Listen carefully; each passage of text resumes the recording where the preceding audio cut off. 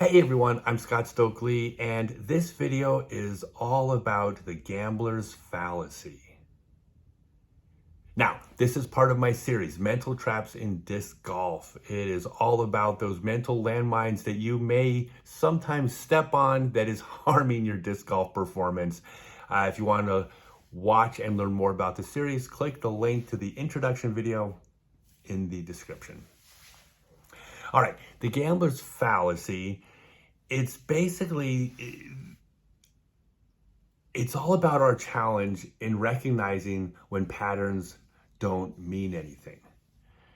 Now, I could probably spend an hour talking about all the evolutionary reasons why it's important that our brains recognize patterns. It's critical, or at least it was critical to our survival for many, many, many millennia. The problem comes with our inability at times to recognize that things that are truly random, based on the probabilities of that circumstance, will also cause patterns to form, but those patterns mean nothing. Now, I'm going to give a couple non-disc golf examples. I'm going to start with ones that are obvious that you would never fall for, but by the third one, you may have found yourself buying into this fallacy as well. So the first one is, you've heard before. If you flip a coin 10 times and it comes up heads 10 times in a row, what are the chances that it comes up heads on the 11th flip? And of course, the answer is it's 50-50. Most of us don't fall for this. We recognize that the 11th flip of the coin was independent from the previous 10. Now, Las Vegas and casinos take advantage of some people's inability to recognize the odds of the 11th flip by posting the results of the previous, I don't know how many dozen spins of the roulette wheel. They show the previous results, and when patterns start to show up, there are people that will see those patterns and they'll misunderstand the odds of the next roll.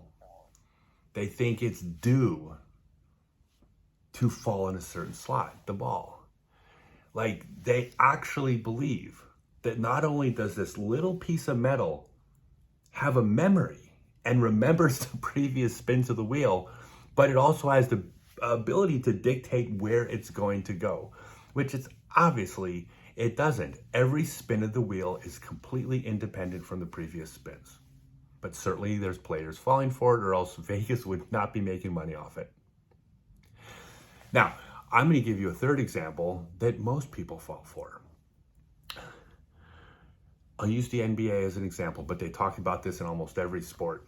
They talk about a player being cold, or they talk about a player being in the zone. I mean, how many times have you heard the commentator in basketball in the tight situation in a game say they need to get the ball to so-and-so? He has the hot hand right now.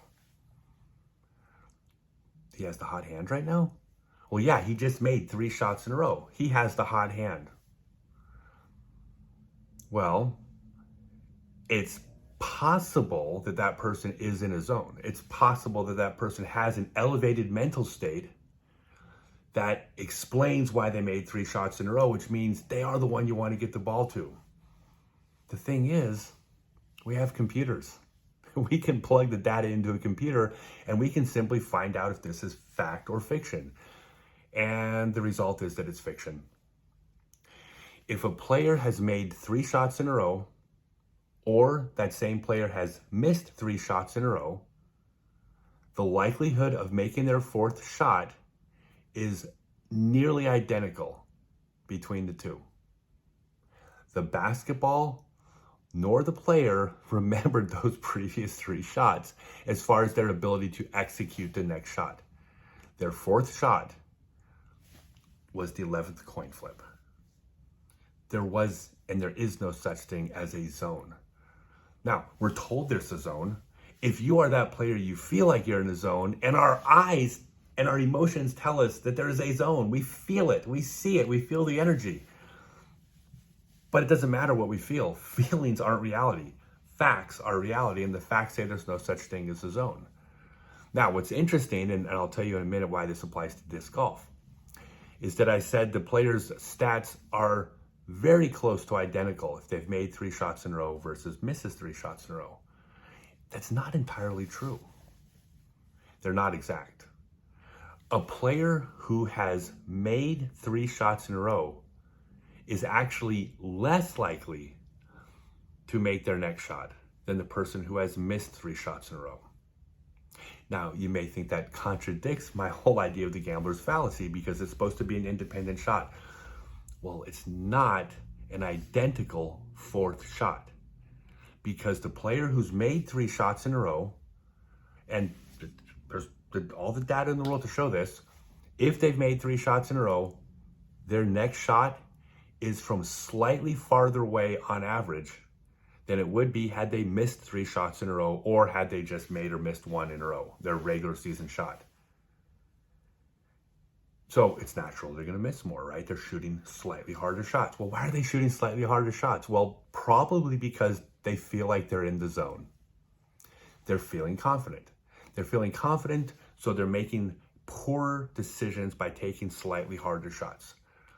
Now, as soon as you adjust for the distance, how much farther they're shooting, their percentages actually square up basically identically to whether they've made it or missed it. So for all intents and purposes, the Gambler's Fallacy is real, except for how it applies to the person's psyche. So how does this apply to your disc golf game? Well, the reason it applies to your disc golf game is it leads to poor decision making. We make decisions, and I say we because I'm guilty of this too. We're all human, but we make decisions based on how we're feeling at that moment. And how we're feeling at that moment is often dictated by our past performance.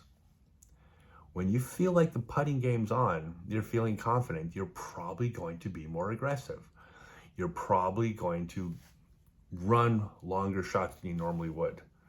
You might throw drives. If you're on a streak of birdies, you're probably more likely to throw a drive, a more difficult shot on average than maybe you would have chosen to play had you been playing poorly. And if you are feeling nervous and lacking confidence, you're probably going to lay more shots up than you should have. You're playing incorrect golf because you're making decisions, not realizing that every single throw, barring injury or some, actual real thing, is an independent, or will give you an independent result. So here's what you need to do to fix this. You need to understand that there's no such thing as a zone. You need to understand that it's a fallacy. But most important, you need to understand that when you step up to a throw, not one single previous result impacts the percentage probabilities you have of succeeding or failing at the next shot. So wipe the slate clean, step up to every shot as if it's an independent shot.